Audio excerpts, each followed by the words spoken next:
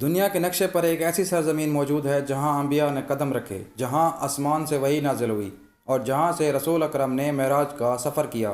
یہ ہے بیت المقدس، مسلمانوں کا پہلا قبلہ اور عقیدت کا مرکز۔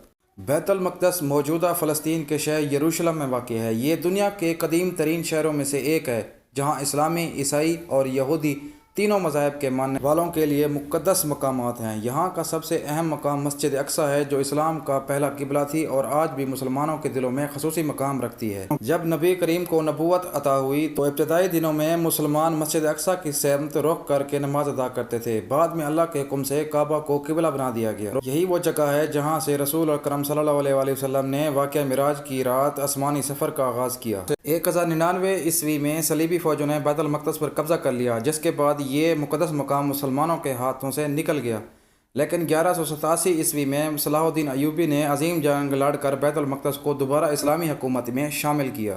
یہ دن آج بھی اسلامی تاریخ میں ایک سنہری باب کے طور پہ یاد کیا جاتا ہے۔ آج بیت المقدس فلسطینی عوام کی جد و جہد کا مرکز ہے۔ یہاں کے لوگ آزادی اور امن کے لیے اپنی جانیں قربان کر رہے ہیں۔ مسجد اقصیٰ آج بھی مسلمانوں کے ایمان اور اتحاد کی علامت ہے اور پوری امت مسلمہ اس کے تحفظ کے لیے دعا گو ہے۔ بیت المقدس وہ سرزمین جہاں تاریخ کے انمٹ نقوش محفوظ ہیں۔ یہ صرف پتھر اور عمارت نہیں، بلکہ مسلمانوں کے ایمان، قربانی اور اتحاد کی پہچان ہے۔